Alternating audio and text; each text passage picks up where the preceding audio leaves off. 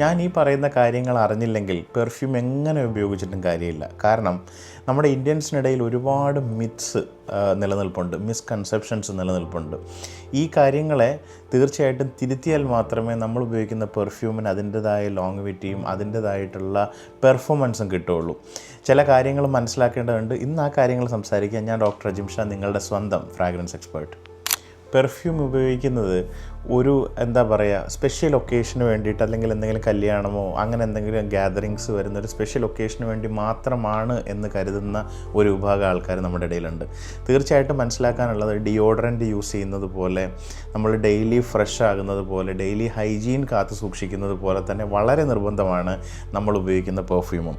നമ്മൾ പെർഫ്യൂം ഉപയോഗിക്കുന്നത് നമ്മൾ വേറൊരാളുടെ മുമ്പിൽ പ്രസൻറ്റ് ചെയ്യുന്ന രീതിയിലുണ്ടാകുന്ന ഡിഫറൻസ് ഉണ്ടാക്കാൻ വേണ്ടിയിട്ടാണ്. വളരെ സ്ട്രോങ് ആയിട്ട് പ്രൊജക്റ്റ് ചെയ്യുന്ന പെർഫ്യൂമാണ് ഏറ്റവും നല്ല പെർഫ്യൂം എന്ന് വിചാരിക്കുന്ന ഒരു മിസ്കൺസെപ്ഷൻ നമ്മുടെ ഇടയിലുണ്ട്. അത് അങ്ങനല്ല.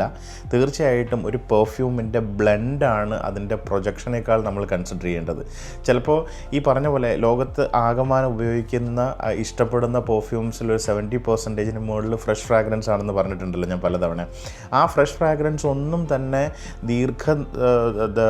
ദൈർഘ്യമേറിയ പ്രൊജക്ഷൻസ് തരുന്നതോ ദൈർഘ്യമേറിയ ലോങ്വിറ്റി തരുന്നയോ പെർഫ്യൂംസ് ആകണം എന്നില്ല.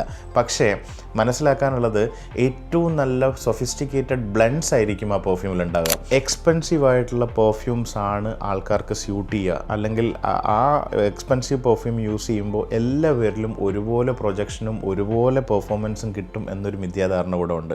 മനസ്സിലാക്കാനുള്ളത്, ഏത് പെർഫ്യൂം ആയാലും നമ്മുടെ സ്കിന്നിൻ്റെ കെമിസ്ട്രി, നമ്മുടെ ബോഡി ഫിസിയോളജിയും അതുപോലെ തന്നെ നമ്മൾ നിൽക്കുന്ന വെതർ കണ്ടീഷൻസും നമ്മുടെ സറൗണ്ടിങ്സും എത്രമാത്രം ഒരാളൊരു പെർഫ്യൂം യൂസ് ചെയ്തിരിക്കുന്നു എന്നുള്ളതെല്ലാം ഈ പ്രൊജക്ഷനെയും ഇതുപോലുള്ള ലോങ്വിറ്റിയെയും തീർച്ചയായിട്ടും ബാധിക്കും. മനസ്സിലായില്ലേ?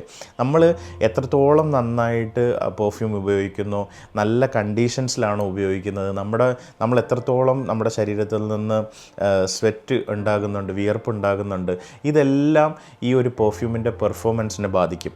സോ ഒരു കാരണവശാലും എക്സ്പെൻസീവ് ആയിട്ടുള്ള പെർഫ്യൂം നമ്മുടെ ശരീരത്തിൽ നന്നായിട്ട് വർക്ക് ആവുമെന്നും, അല്ലെങ്കിൽ ലെസ് എക്സ്പെൻസീവ് ആയിട്ടുള്ള പെർഫ്യൂംസ് നമുക്ക് മോശമായിട്ടായിരിക്കും പ്രൊജക്റ്റ് ചെയ്യാമെന്നൊന്നും വിചാരിക്കരുത്. അതും ഒരു തെറ്റായ ധാരണയാണ്.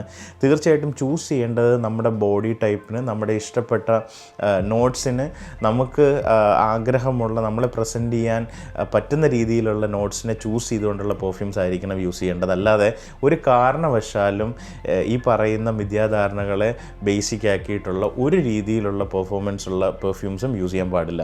സോ പുതിയൊരു വീഡിയോ ആയിട്ട് വീണ്ടും കാണാം. Thank you so much.